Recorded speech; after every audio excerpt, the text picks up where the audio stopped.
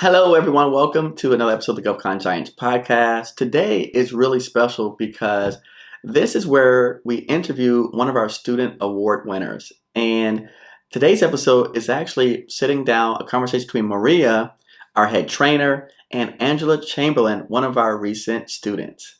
She has an amazing story where she shares her experiences of first moving to America from Manila, as her father was in the Navy, working in the corporate world, doing M&A transactions for some time, moving back over to North Carolina, and then getting pregnant. And finally, after I think it was 6 months or so, she decided to take the leap because she was pregnant. And with nothing else to do, she decided to dive into our courses, learn, open up her consulting company. And at a teacher event, she met a first consulting client. With that consultant client, she introduced him to Peter Gibbs, which is one of our other podcast guests. They got the client bonding. She found him a prime contractor that was looking for subs and picked up two contracts, which were the largest contracts that this person ever had. So, yes, this is an invigorating episode between Maria Martinez and Angela Chamberlain. Stay tuned for Making a Giants podcast. All right, guys. So I know there's been a little bit of time between our last Making a Giant episode and today's episode, but that's because a lot has been happening. We're giving a lot of our members that time to learn, to focus, and take action. So we are back for this season and we're better than ever. More success stories, more exciting news. And today I want to kick it off with someone that I admire just because I see where she came from, her similarities to my story, and how much she's had to do and how much she's done in such a short period of time. So today I want to welcome Angela. Angela is based out of North Carolina and she's actually a consultant. Her consulting company is Kana Consulting. So I just want to welcome you and tell you thank you. I know you're very busy. So thank you for your time today and just welcome you to Making a Giant. Thank you so much, Maria. I am so excited to be with you here today and just to spend this time with you. Thank you. No, thank you. So we're just going to get started. Just for everyone that's not Academy 3.0 members, just tell them a little bit about yourself. Sure. Well, like you said, my name is Angela Chamberlain. I am a first generation Filipino American. I was born in Manila, and when I was 6 years old, I migrated here to the United States. My father was in the US Navy, and he was stationed in Norfolk, Virginia. And so we didn't move around very much. That kind of became home. And so I grew up in the Hampton Roads area in Virginia Beach. And I attended university in Washington, D.C. I went to school there and graduated with a degree in business administration. And I was also a Division I athlete and played field hockey while I was in university. Yeah. Field So, hockey. yeah. I thought you were going to say softball or soccer. No, field hockey, it's a very popular sport in the Mid-Atlantic and in the That's Northeast. why. Yeah, so you may not get a whole lot of it in Florida, but there's a bit of it in North Carolina all the way up north. Yeah. So I did that. I went to school in DC, graduated with my business degree, and then right after graduation, I stayed in the DC area and started working in banking and finance. So I worked in banking, finance, and institutional asset management. So I was in the corporate world. Yeah, I was in the corporate world for about 10 years. Yeah. You So enjoy it? there were aspects of it that I did enjoy. When I was working in institutional asset management, at that time, my future husband and I had moved to Chicago. I worked for a really great company. It was in alternative investments. Specifically, it's the hedge fund industry, and I really learned a lot while I was there, and worked with some amazing people, some really great people. But just learned a lot about business and taking care of clients. I was in a client servicing interfacing type of Okay. role. Yeah, so that was around 2013. I decided to quit, and my husband and I moved to California. Yeah. Why We did you what was it? Was it a spontaneous thing? Was it a job relocation thing? Was it a just like we need a fresh start kind of thing? Yeah, so my husband is an engineer. He's a software engineer. Yeah. And I think living in the Bay Area, living in San Francisco was just one of those things that he wanted to try. And at that time, it was just me and him, no children yet, no family. So it was now or never, right? So we went out to the Bay Area. We lived right across the bridge in Oakland. Just, it was an awesome place to live because the weather is just incredible. And I decided then that I was going to step out of corporate America and become a personal trainer. So yeah, I know. I studied to become a personal trainer. Again, I had that athletics Yeah. background. So, kind of moving around, running around, and being in the gym was kind of just normal thing for Mhm. me. So I became a personal trainer and had a small following of clients. And then around 2017, we were thinking about starting a family. Both of our families are at the East Coast, Okay. Virginia for my family and New York for his family. So opposite So coast.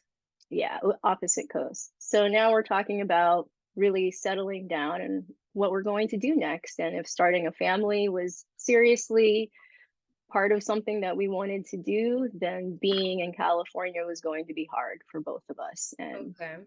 so we decided to move to North Carolina.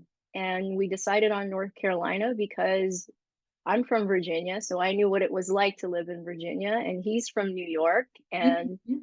we met in the Washington, D.C. area. So we knew that anything Virginia and north of Virginia is like, we already knew what that was about. Okay.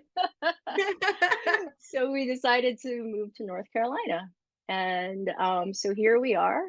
And in 2018, my first son was born. So my first son was born. I developed a new practice here, a new following. So I had Okay, you're still doing personal training at this. yeah, moved from California to North Carolina, still doing personal training at this point. Yeah. And then in 20 2020, at that time, my first son was a year and a half. He was in daycare full time. I was still doing personal training, but I was also 3 months pregnant in March of 2020, 3 months pregnant with my second child on the way. Of course, the pandemic happened. Yes. No one knew. Life changed. Everything got shut down. The gyms all got closed. I'm Mhm. pregnant. No one knows how this is going to affect me, how it's going to affect my children. How My did husband your and I, husband deal with it? I was gonna ask, how did yeah, you guys you're just your mindset, you have a toddler. There's this thing going on in the world at this point when we mhm, finally got a lot of information started coming around, like, and nobody knew. And the biggest one was pregnancy, like how yeah, is and catching it and what it would yeah, do. So how were you guys dealing with all that, especially during a pandemic that none of us knew what to do at that point? exactly. I mean, we just had this conversation and it was just, hey, with all of this uncertainty, Mhm. we can't take any risks. No one knows what's going to happen. So the luckily, he and I are in the position where he said, if you want to stop working, we can do that. And so I just stopped working. I shut it down. Just all of my clients were very understanding. Like, they knew I had a little one. And then they Yeah. also knew that and then of course I had to tell them I was pregnant. I'm like, oh, by the way, I'm pregnant. They're like, oh my God. I'm like, I cannot get corona. Okay. I don't know what's happening. I can't get it. I just cannot get it. And they Yeah. were like, of course not. Be Yeah. healthy. So we just shut everything down. And I literally, like, middle of March, just hunkered down and just stayed home. Just we pulled my younger son out of daycare and then we just stayed home. And I just, like, never left the house. It was, Oh. yeah, yeah. So I was working to suddenly no job, and then you're going to be home full time. You're going to be home full time with your high energy 1.5 year old, and you're gonna be making another child. So Yeah. that's what you're going to be doing for the next couple of months. So it was challenging to say the Okay. least. I mean, it's obviously challenging to be a mom, and then to be a mom that's has like now lost her job or something that she really identified with for a long period of time, that's gone. And then now you have the cloud of COVID on top of that, which Mhm. just, it's a head trip, right? That's how I was So gonna go with it. Like, you went from and I know that working out and just, like, having a job and everything keeps us our sanity, mhm, and it's like now you're closed in this bubble yeah. with everything, like, how did you deal with it just mentally? Luckily, I had a support group of other mothers actually with children the same age as my son. And in fact, we met at a formal support group, at a formal parenting support group. So there was a lot of checking in with Okay. each other. And there were a few mothers in that group too that were pregnant with their second, like me. It was weird, but we were all just like, what is happening with the world? I am so stressed out. I have so much anxiety. I'm not ready to be around my child 24/7 with no breaks, and then not even having the ability or comfort in going to the playground and Mhm. without being anxious. So it was a very trying time. But I got through the pregnancy and had a healthy baby boy, my second baby boy. And so now I had two. I When had was a he born? new He was born in October. So Both of my still Yeah, pandemic. still pandemic. October 2020 he was born. Still pandemic. Still no vaccine. Like we haven't gotten Yeah. like the first vaccine hasn't come out yet. Yeah. And then after my second son was born, I spent a lot of time outside walking him. Like that was just my time to be alone and, you know, figure things out mentally, good for my mental health, good for the baby. So we spent a lot of time going for walks in my neighborhood, a lot of time. And that's when I started listening to various kinds of podcasts about self-improvements, podcasts about adjusting to life, business podcasts, like a little bit of everything at that time. And then around April of 2021, I was thinking about starting a logistics company, like in dispatching and trucking. I may have heard Eric on a trucking podcast. There Yes, could be Truck a and chance that I, Hustle. Yeah, he was yes. on a trucking podcast. Okay, then that's when I first heard him because I was listening to Truck and Hustle quite a bit, thinking about doing dispatching, and I had some family members, Okay, extended family I was members like, that's a that knew big difference. trucking. You study business, I get you have that business mindset. So Mhm, then you did like corporate world and finance and hedge mhm, funds and all this.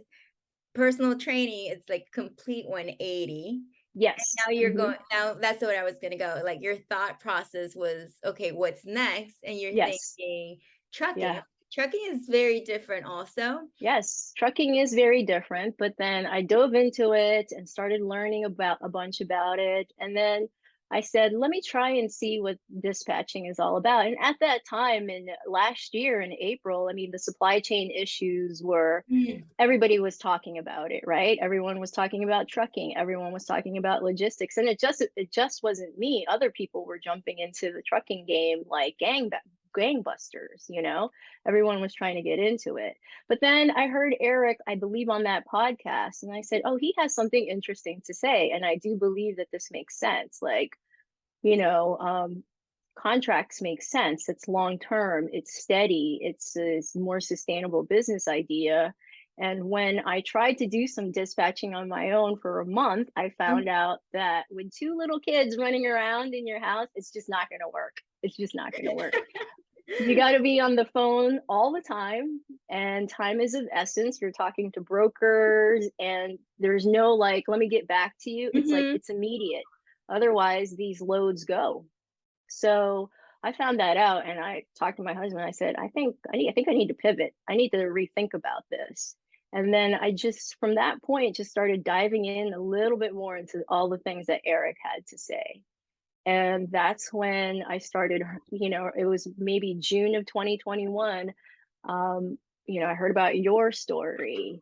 I was like, holy cow, that's amazing. I feel this woman, kindergarten to like GovCon. This is what, like this is something I would do.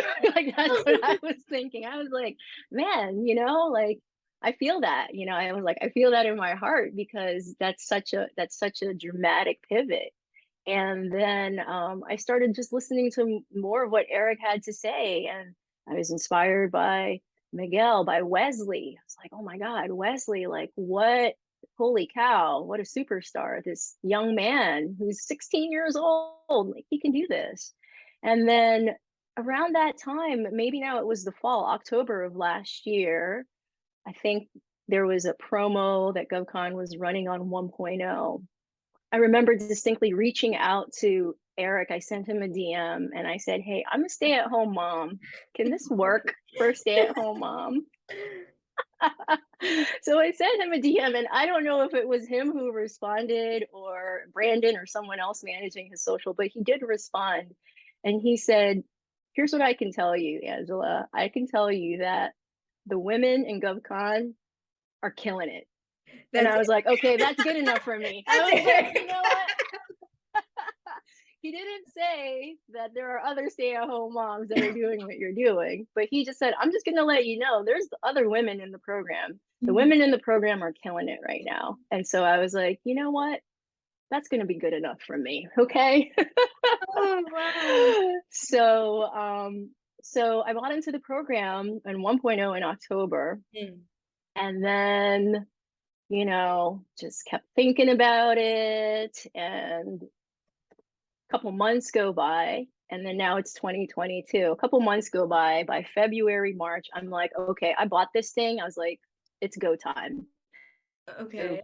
Like, we got to give this a go. So I sat down with my husband and said, okay, I'm going to give this a go, a real solid shot. And he's like, yeah, you should. And I was like, yeah. I was like, I've got nothing to lose at this point, and I have this program, I've already paid for this. Like, this doesn't make any sense. So around February and March, I really focused, and I got up early every morning, 5 a.m., just so that I could have that time that was uninterrupted before the day got crazy, and threw myself into the curriculum. So I just went through it and learned.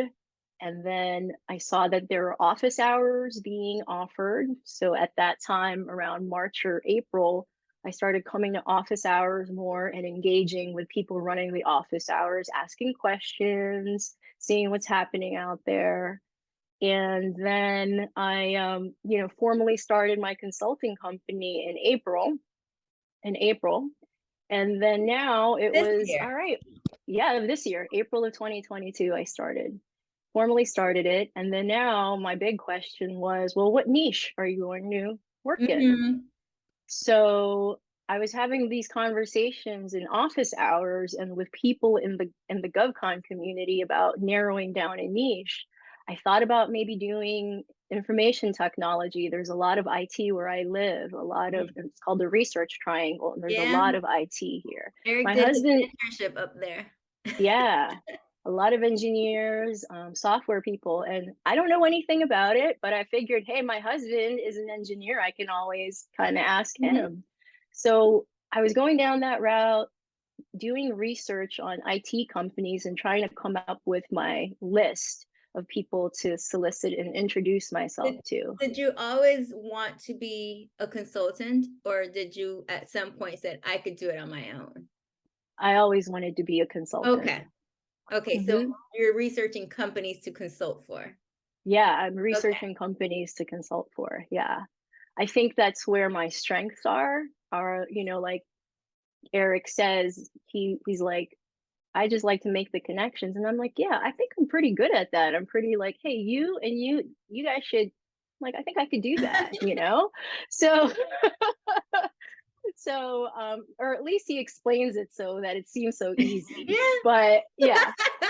But I thought consultant route, there were so many people in our community, in the GovCon community, that are going down that route. And it was a great training ground to kind of understand things. without having that pressure of I need a product or I need a solid service right now. Mm. So that was around April and March I started really thinking about it. And actually before I even landed my first client, what happened was I was on SAM. So I like to kind of learn a little bit and Mhm. then try it out. So I Yeah. would learn the curriculum and I said, okay, let's try this source of thought thing out that Eric keeps talking about. So I tried it out. And one of the first source of thought opportunities in the state of North Carolina that came up was actually related to fitness. Oh, look at Okay. that. So I said to myself, I think the universe is trying to tell me something here. So I looked into the sources, thought a little bit deeper, and Mhm. I thought, oh man, this is a really good opportunity if there's a right like gym that has an app. Basically, it was the military, the army was looking for licensing to Mhm. for an app for their soldiers to use for tactical military fitness performance. So Oh. I understood everything on this source of thought, and I was like, oh wow, I really understand everything here. I was like, I wonder if I can find a company that would be interested in this source of thought. So that was, I couldn't find any companies locally in North Carolina to do it, but I found a company that was based out west. And again, I was like, let's just see what happens. Let me just try and approach this person. So I did that. So I approached this individual, this guy, he owns a gym out there. And all Mhm. he does is like tactical military training. He was formerly in the military. And so I approached him and called him and I told him about this opportunity. I told him who I was. I was a Okay. consultant. And he's like, this, I said, I know this seems strange because this is very out of the blue. I Yeah. said, but I was like, I looked at your website and it looks like you already have a platform. I was like, kind of sounds like the military could use a guy like you to do this. And he said, well, I've actually done a little bit of work at that military installation. I said, great. He goes, yeah, but it's just so hard. There's no traction. I said, yeah, I get it. You kind of have to be on top of it. Well, when it came to the point to talk about if I wanted to be his consultant to look after this, he wasn't comfortable with the terms of the consulting agreement. So I Oh. said, and he said he wanted to be more hands-on, the person doing it. So then I said, okay, well, I said, I spent a lot of time doing research on this. How about if I just tell you how to go after this lead, give you all the contact information, and maybe you can just pay me like a finder's fee for this lead. Okay. And he Good said, okay. thinking. So he said, sure. So he said, what do you want? So I like charged him. So like I charged him 250 bucks for the source of thought lead. And I said, here's what you need. Yeah. And he just sent it to my PayPal. He just sent it to me. He's like, What? yes. That is a like, the fact that you thought about it and not just like, "Oh, Yeah. here you go," like, and Yeah. So I said, listen, you have something really special that I think you can offer to this agency. I understand. I told him, I understand. You don't know me.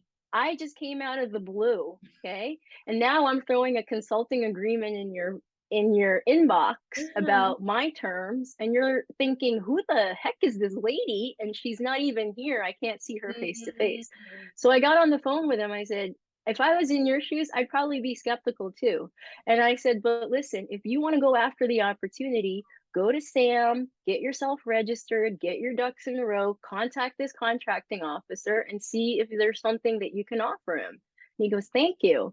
And I said, so for my time, as a finder's fee, he said, sure, I'll send you 250 bucks. So he sent me 250 bucks. And that's when I was like, okay, this is a thing. Yeah, you know? but the thing is, you know what it is? You said go to Sam and all this, like, it's public I information. know it's public But information. the fact that you found and just brought it to him, like, he Yes. just, like, gave you money for it. And then he was like, thank you. And I said, you should really follow. And I told him, I said, you should really follow up with this. I said, I Mhm. think things are already in place for you, but it's going to be on the follow up. So he gave me the money. I talked to my husband. I said, you'll never believe this. And then he said, "What?" And I said, "Yeah, I think I just made my first 250 bucks on government contracting." And it was really not that complicated. And I said, "I'm going after this." I said, "I'm going to go after this." And he said, "You should." So that was in March. In April, got everything formalized. At the end of April, I'm still thinking about who is going to be my client. Who do I want to be my client? I just kept thinking about it. I know that our group has so many people in construction. I was completely intimidated by it because I don't, again, I'm personal training, I'm banking and finance. There's zero construction in my background. I attended an event at the end of April. I attended a fundraising event at my son's preschool. And around that time, I think people are already getting kind of excited to get out and mingle. So I went to this fundraising event and we met a lovely couple, very nice. Their children were in elementary school and our children were in preschool. So we didn't have like children in the same grade, but we ended up having a very nice conversation with them. We had some wine, had a good chat, and had a little bit in common with them. And they were just lovely people. At the point in the conversation, of course, you ask, "What do you do for a living?" So my husband talked about what he does. This gentleman's wife talked about what she does. And then kind of came to me, and I was not even going to tell them about what I was going to do. I was just going to say, "Oh, I'm at home with the kids," and leave it at that. Huh.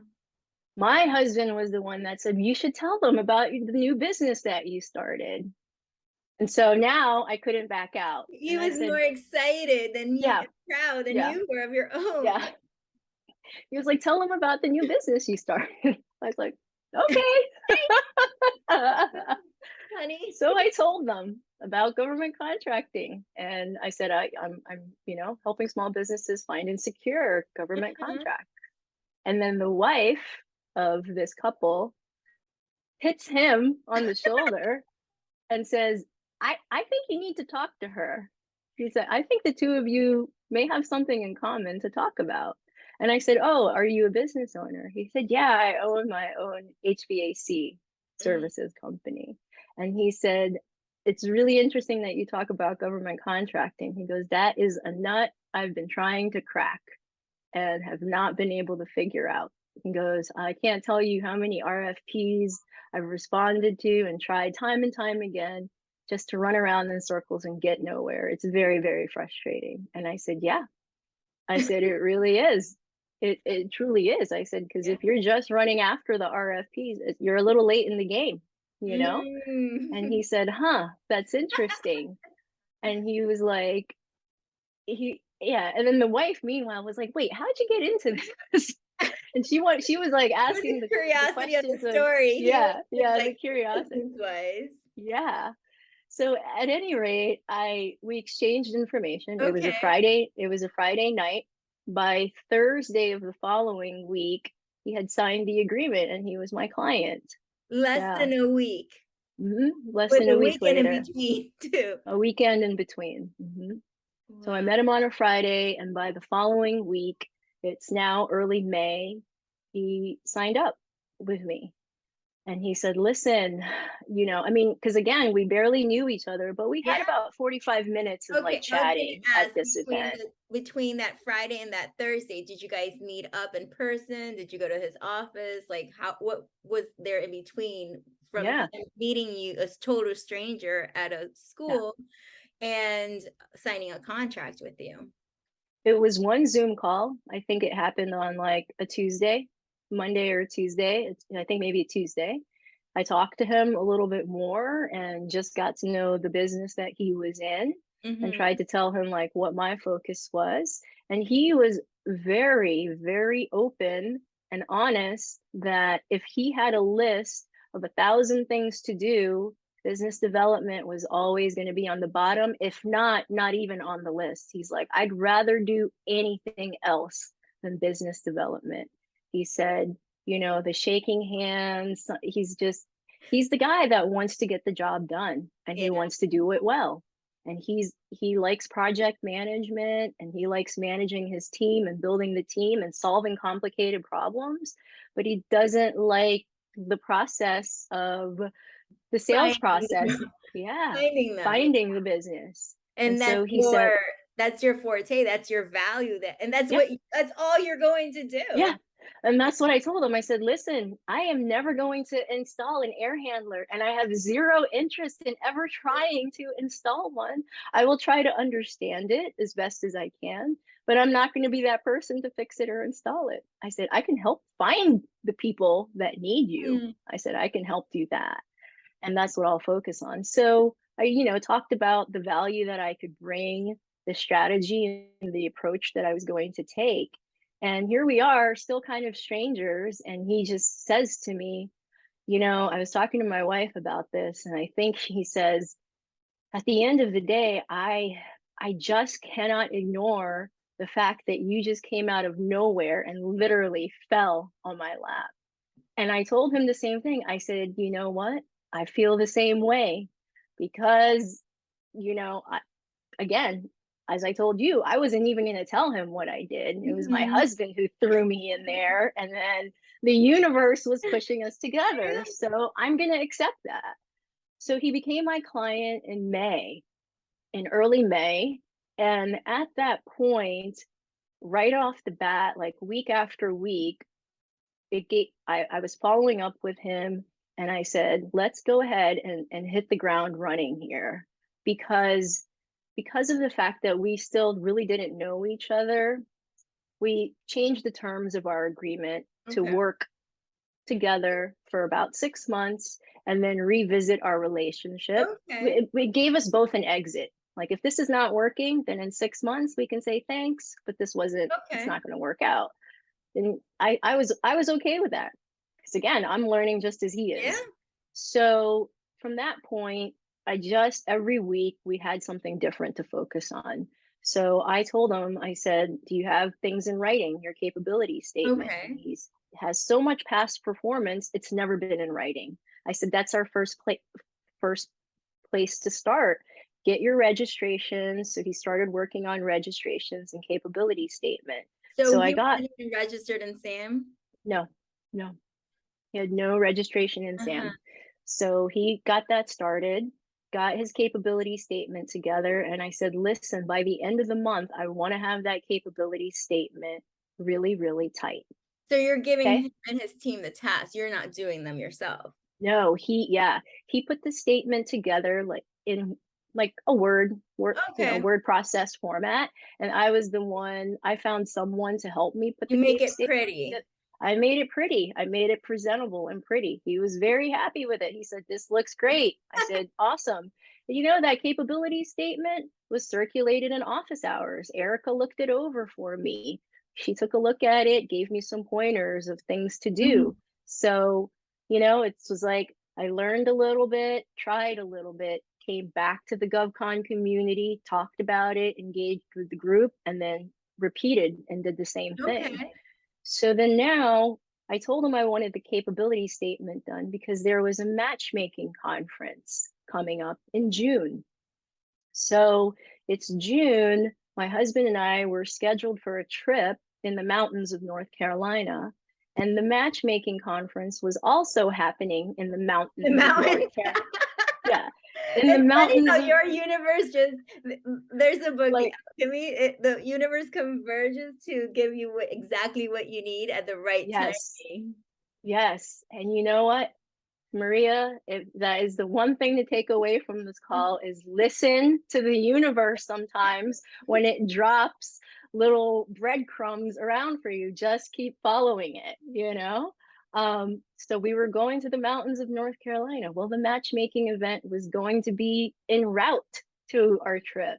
So I adjusted my trip so we could go. So this was my first matchmaking event that I went to. And at this point, I had one client, I had a capability statement. Okay. And now I thought to myself, here's a great opportunity to practice marketing your client, I actually love how you doing called it. it practice. And I Yeah, think the word practice just takes away some of the nerves and anxiety.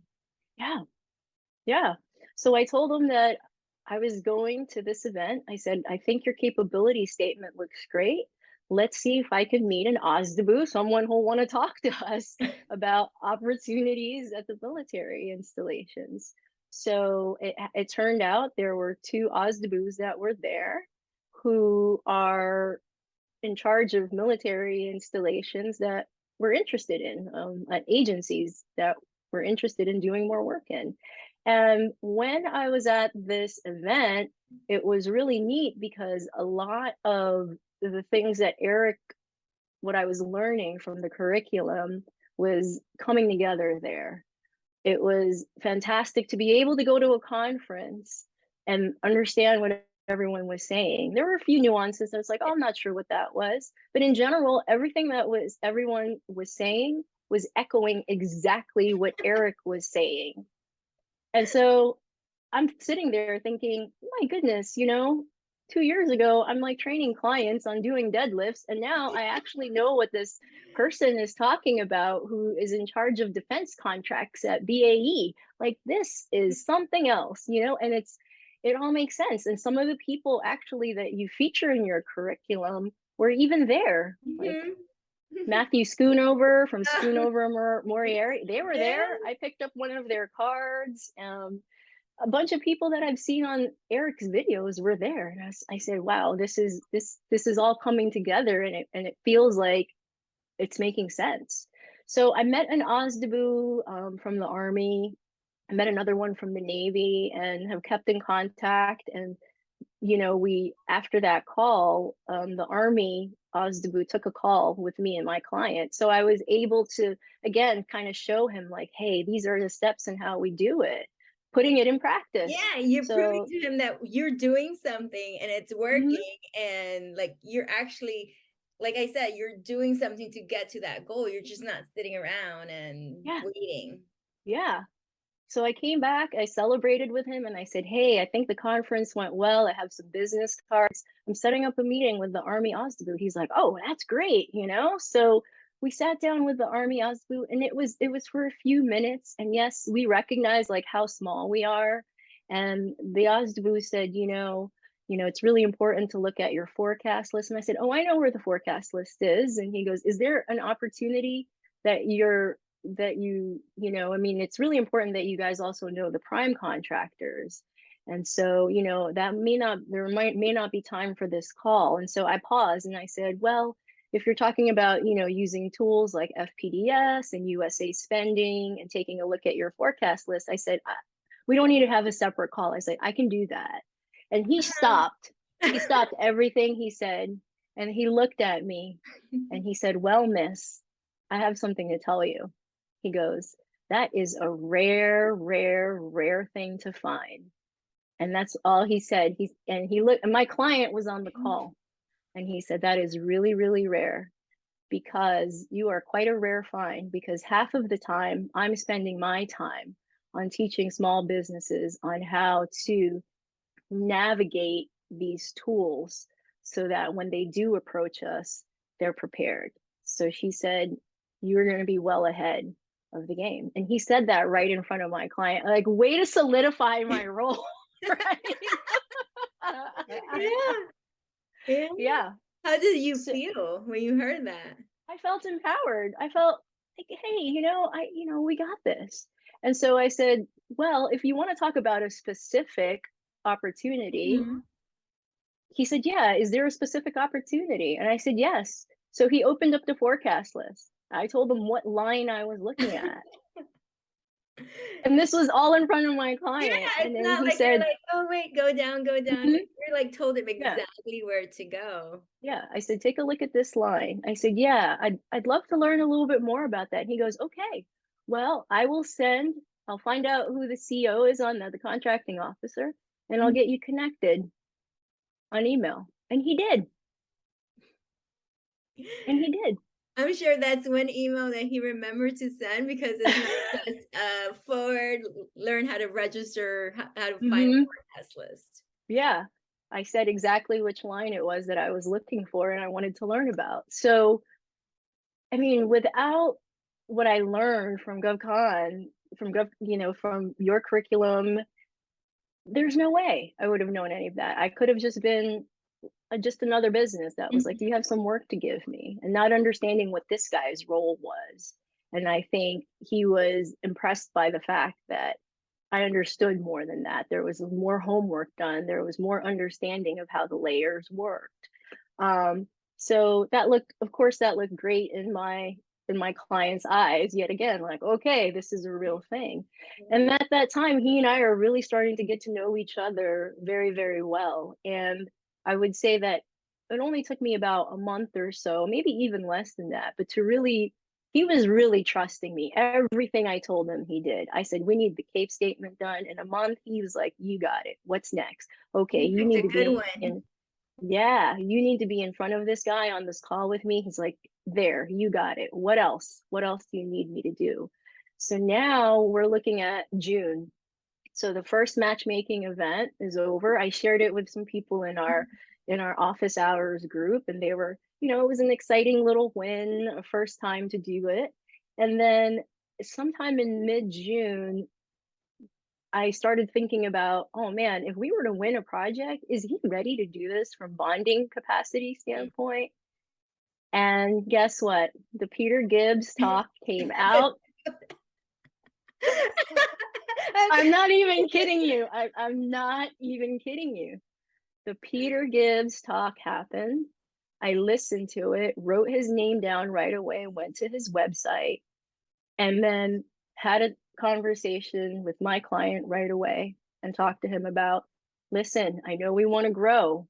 Let's talk about insurance. Let's talk about your bonding capacity. Where are you at? He goes, you know what? I've been thinking about that a lot lately. I called my insurance company and they kind of gave me a, eh. I said, here's what you're going to do. You're going to call this guy, Peter Gibbs. I gave him Peter. I never met Peter, right? I never met Peter, You just but heard him or saw him with Eric, and no, that's good enough. that's good enough for me because this guy knew what he was talking about, and he was the director of bonding at the S. Yeah, he knows what he's talking. He's done this before for guys like my client. I'm gonna trust this. So I send him Peter's information, and he calls him. He said, "Oh man, had a great conversation with Peter. What a stand-up guy. We're getting things moving with him. We're gonna get things moving with him." So at that point, it was mid-June. He started sending Peter his paperwork and really get him going with his bonding capacity because he's never had his own bonding capacity ever. And how He's long have you always been in business?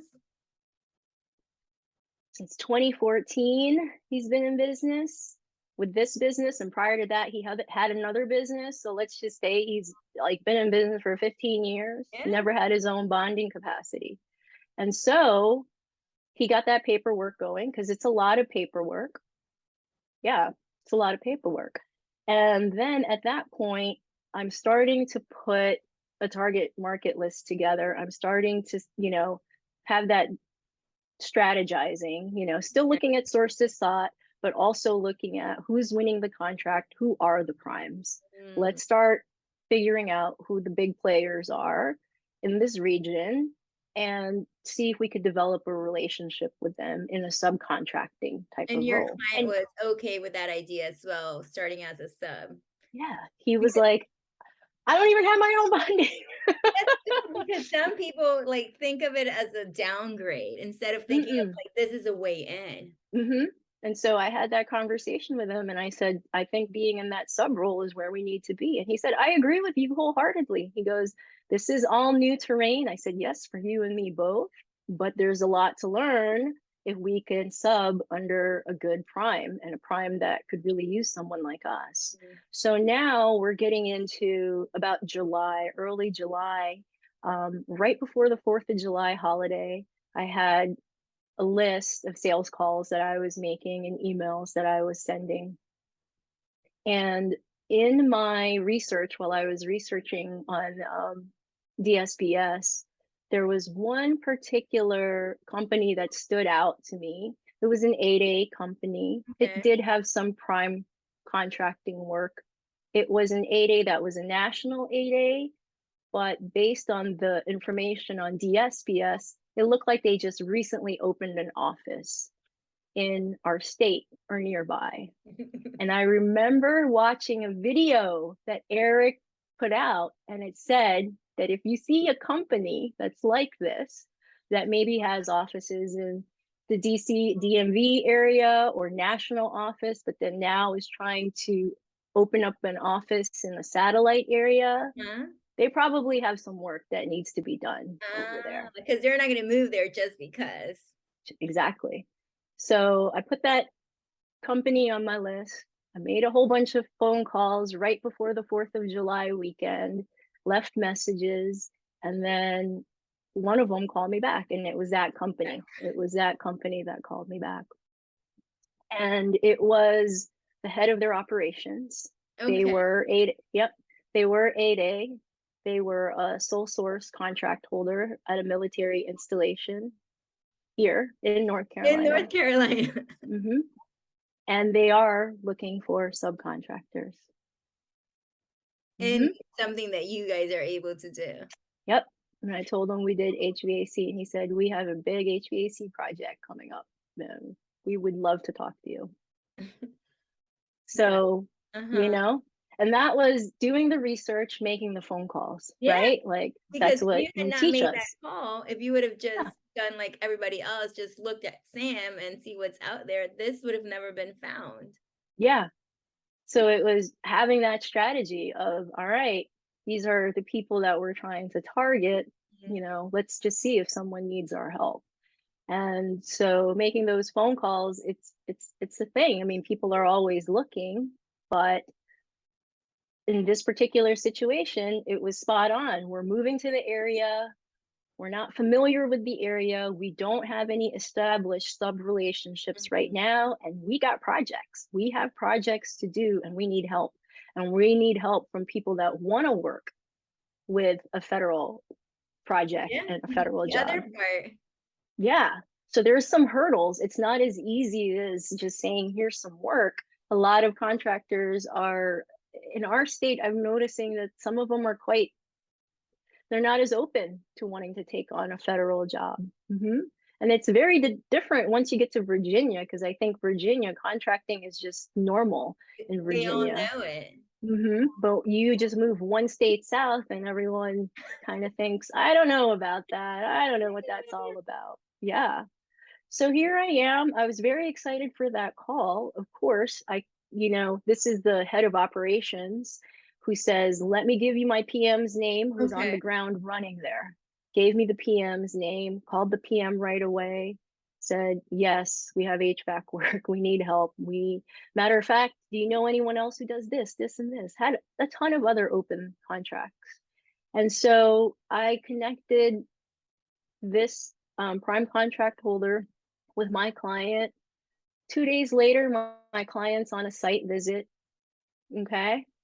And he comes back, he calls me and he says, he goes, Angela, I came in there, I probably look like deer in headlights because this is the biggest project I've ever seen, or the biggest project I'd ever be undertaking.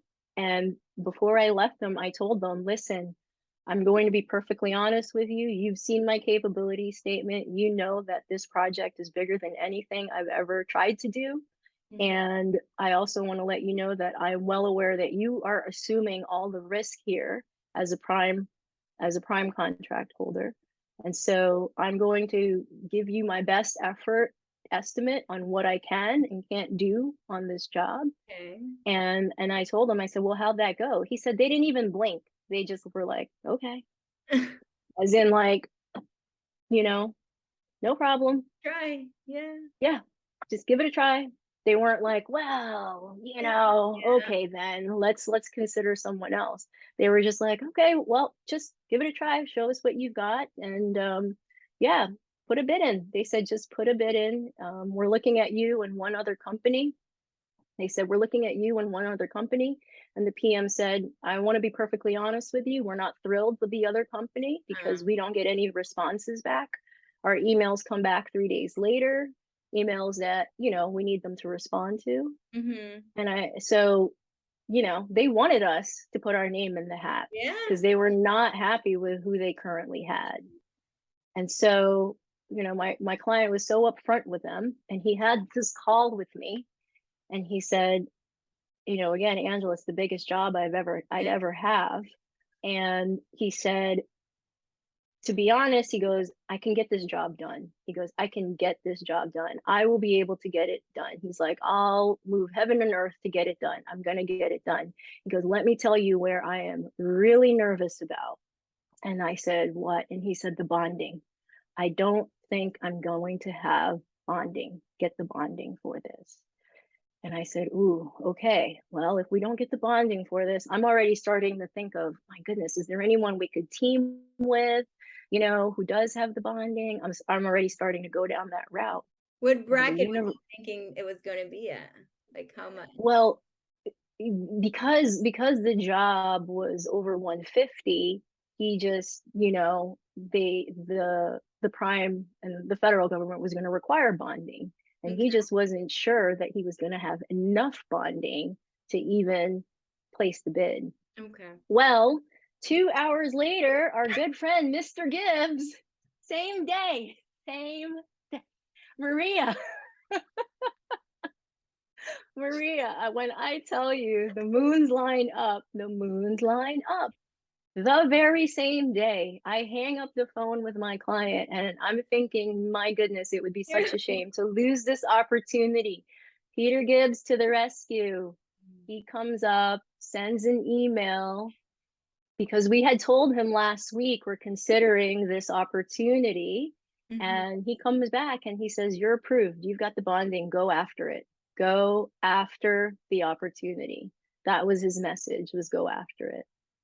Couldn't believe it. So we went ahead and you know, my client started working on the RFP, on the bid, and there are two separate projects. Okay. And so we submitted that late July, early, yeah, like kind of like mid to late July. And they sat on it for almost 6 weeks. It's like, Almost oh, 6 weeks. Yeah, almost 6 weeks they sat on it. They ensured us that they liked what we put together, but it was a okay. lot of negotiations and going back and forth on some parts of the project, and pricing and things of that nature. So we were on it for 6 weeks, and During the then and waiting period, what's going through your head? yeah, it was brutal, you know. And at that time, I'm still attending. I'm still, you know, going to our GovCon meetings and engaging and still trying to learn, continuing to learn. I had reached out to the vice president of operations, who said, you know, we need contractors in these different fields. And I even referred one to you. Mhm. And so, you know, I said, I know a couple of contractors up and down the East Coast. Let me see if I can help you. So, you know, just again, like trying to Showing be of them. service, trying to just connect the dots. That's it. And then we are in the end of August, early September, and we get the call that we won both contracts. Boom. And so, yeah, so there was one smaller contract and one large contract, but the total award for both was $256,000 Wow. of new business and new work. So it was, Did you get you a know, call or an email? my client had gotten the call, and then I think he processed it, you know, and then he processed it, and then he called me. Who- And What when he was your called me, initial like thought, reaction, feeling? oh my God, like, you know, Maria, I was like fist pump and kicking the air. You know, I was doing karate kicks. And, you know, like if you would have seen me, you might have thought that this person having a seizure over here. I was so excited. It was absolutely thrilling. It was so thrilling. And so my client and I are just like having this moment, like celebrating on the phone, like, holy cow, this is it. This is happening. We're in it. Like, we're Yeah. in it. You know, we talked about this in April. You told me you gave it a shot. And you know, he was so gracious. And so I so thankful and said, I have to thank you for this. He goes, you pushed me. He goes, I told you that I tried this on my own and I fell flat on my face. Like nothing happened. And here I am. I'm with you for a couple of months. And now all of a sudden I'm doing the biggest job of my life, you know? And so of course it was, well, you're welcome, you know. I had to tell him too. I was like, thank you. Thank you for trusting me because everything I asked you for, there Mhm. was no questions asked. There was, I trust that she's going to do the right thing for me. And you know, he just let me go. And he's like, I'm going to stay in my lane, which is to get the job done. And you keep doing what you're doing and telling people about. And I said, and you deserve it, Vince. And his name is Vince. And I said, you deserve it because I was like, you're great at what you do. You do what you're going to do. And more people should know about how good you are. And so we had like this moment, right? And it was just really wonderful. And so that's where we are. And now we are in the thick of the project. Oh, And you started already. yeah, we started. Yeah, we started. So yeah, we're in the thick of the project right now, and I'm helping him out with some of the administrative Yeah. things, and some of it is good for me to understand because I'm getting a crash course on architecture, engineering, and construction. But you need it, you know. Yeah. This is the sandbox I want to play in. I need to know what the language that people are using.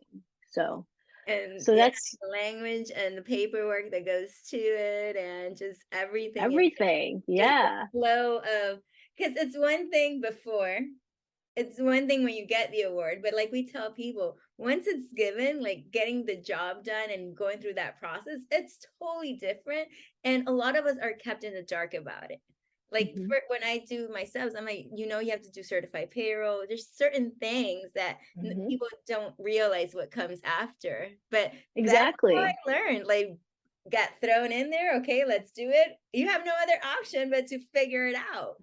Exactly. And I think the beauty of our group and our community is that you can come back to the community with that. And so obviously, you know, now I'm on the 3.0 program. I'm there a lot more regularly, but now it's the opportunity. Yes, now the next questions that I had for you and for our group was, okay, we won the opportunity. Now there's this paperwork and things I need to keep track of. What's this all about? Mhm. But, you know, and that's what I have to just commend you and Eric for just putting your heart and soul into this and also believing in it.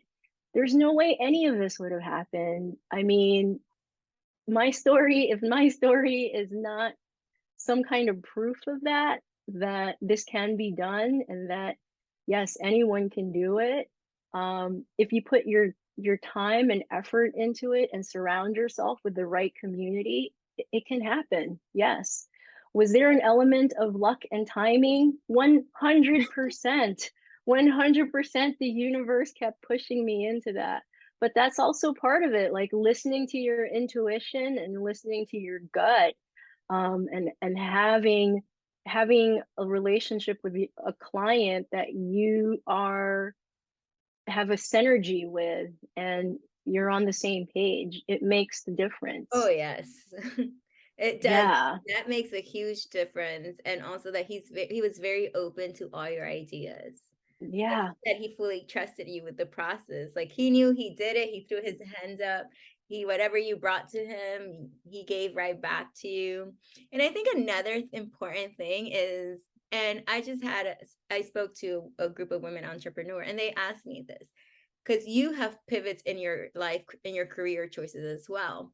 Mhm. You had a very good support system with your husband throughout. Oh, He one. was the one that just do it. Yeah, you could do it. Like just get started. Of course you could do it. Like tell him what you do. Yes. So Yes. I would like to know, like, what was his reaction when you finally got when you got the contract? Oh Well, my gosh. contracts with an S. Yes. Well, he was the one that saw me doing the karate kicks and the fist pump. And then he just paused and looked at me like good news. And of course, I gave him a huge hug and just said, this is happening. And he is so proud of me. And really, like, the biggest shout out goes to him for just being my rock through this whole thing. I mean, he's setting up my lights here and everything for our Zoom call and wants to make sure audio is great. He's like my biggest fan. And having someone in your life like that who is just with you through the good, through the hard parts, through the insecurity. There was a time when I thought, let me just go get a 9 to 5. And he looked at me like, no, you're not going to do that. I said, Um, he's like, you're not going to do that. He's like, you're not going to do this Govcon thing if you do that. He's like, you're just not. It's going to take up too much of your time. And so, yes, it's so important to have those supportive people in your household and in your inner circle and who you let in. All that energy is like really, really important. And I would say, with the GovCon community, as I said, it was learn a little, implement a little bit, and then get engaged with the community. Keep talking to the people that are thinking like you and have aspirations like you. And then I started listening to past podcasts because it was like to just continue to have that energy and that inspiration and motivation in the back of your head. And then there's focus. Then it's interesting what happens when all of a. You have that focus. so So how I long are like, your, go ahead. well, I was going to say, so, when you contacted me, I told you this was my coming full circle moment. And it was your video that inspired me and moved me and made me think, wow, I think I can do this.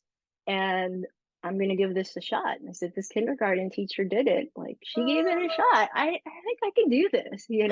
Why not? She didn't know anything about construction, sure. And so it became less of, I don't think I can do that, and more of, why not me? Why not me? So thank you for that. And so this opportunity to just share and celebrate with you, and hopefully if it inspires one person to do something a little bit different, then I've paid it forward. And I have had some people after I shared my success from our community who reached out to me personally and had talked to me about, hey, this exact story that I'm telling you, how'd you get to Yeah. doing that? And I've had some chats with them, so it's been really fun to just give it back and just Mhm. keep the energy going. Yeah. And I think a lot of people need, like, what kept you going? Like, why did, like, a lot of us in our heads, like, why did it work for you? Like, what is that missing piece that I need for it to work for me? So why? Why did you jump into the GovCon community? What kept you motivated, especially like weeks of months in between? Um, so the name of my company is Kana Consulting, Kana. So the word Anak, Anak. So Kana spelled backwards is Mhm. the word Anak, Anak, and it means child in Tagalog, and which is my first language. And I named my company that kind of as a reminder that my life really changed so much after I had children, and this world became a lot less about me and a lot more about them. So the name of my company is actually paying homage to them, and also to the fact that this is like my third child. This business and this endeavor is my third child, because it's testing me in new ways. But I think, like, what helps keep me going is that my family is a big part of my why. When the pandemic happened, it just took me out at the knees. I wasn't ready for it at all, and I thought to myself, you know what, there's going to be another pandemic or something of that scale. There's going to be another, like, climate type of catastrophe or something of that scale. And I said, I'm going to learn a new skill that's going to put me into a position where, it's a skill that I'll have with me for the rest of my life, that I know someone out there is going to need and want. And I just found that with GovCon. Yeah. And that's it. And the other thing is that, like, I know that as an individual, I love being of service, and that's really what this is about. And it was very similar to coaching in some ways, because we do a lot of consulting as a personal trainer, as a coach, you know. People come to you, they're injured, they're like, oh, I can never do anything ever again, and we're out of shape. And you empower them and give it to them, and help them get from where they currently are to a better place that they never thought that they could get to. And that feeling of empowerment and being able to almost be like, you're a superhero, you just don't know it yet, giving them that ability to fly when they, let alone, didn't think they could stand up, is really just a wonderful feeling for someone like me who is really passionate about being of service. And I think when Eric talks a lot about like, just stay open. And you know, I love it when he says this. He's like, I just went to that conference and I just stayed open. I love his approach. He said that. I just stayed open. He's like, I'm just gonna welcome the energy that comes to me. And then, you know, I'm just gonna stay open to it. I'm gonna stay open to all the possibilities. And I think that's such a great approach. It just takes away this like nervousness of like, oh my God, am I going to say the right thing or the wrong thing or whatever? Or what are people going to think of me? It's just like, just stay open. Just let that energy come in. And then maybe you can do something with that energy and give it to somebody else. I'm like, Eric, I'm vibing on that right now. I am vibing on that for sure. Mhm. But yeah, so stay open, and surround yourself with good people, people that care about some of the same things you care about, people that want to see you do great things. And I'm so I'm so thankful for having found you and Eric. You guys are really changing the trajectory of people's lives here, and I really hope you know that, and just know how much that means to your community and people like me. So thank you. Thank you, thank you. And I think that's a great way to close this awesome journey. You telling us your journey so far. And I say so far because your attitude and your energy is just going to take you like way beyond these first two. Like, this is just the beginning for you. And I could feel it. Like, I have goosebumps of how I feel it. Like, Oh, you thank are amazing. And ever since I remember you calling the first time or wanting more information, it's like, we could tell who's gonna do it. And for you, you just kept on with that. And I love your story, and I'm sure many people will, just oh, because you came to this country at 6, you moved around, you pivot your careers, like COVID, everything. You're just like, you're so relatable. And I know, trust me, I know that someone's just gonna list, it's waiting to hear your voice, and something's just gonna be like, yeah. So I just wanted to thank you for your time. thank Thank you for believing in us, for believing in yourself and giving us your why, and just being another success in our story, in thank our you. journey. So Thank you so much, Maria. Thank you. I appreciate all that you do. I can't wait to see you soon and give you a I know, hug. I'll see you in a few days. I'll see you after the weekend and we'll That's celebrate right. together. So, Awesome. I uh, can't wait. thanks. Bye. Bye.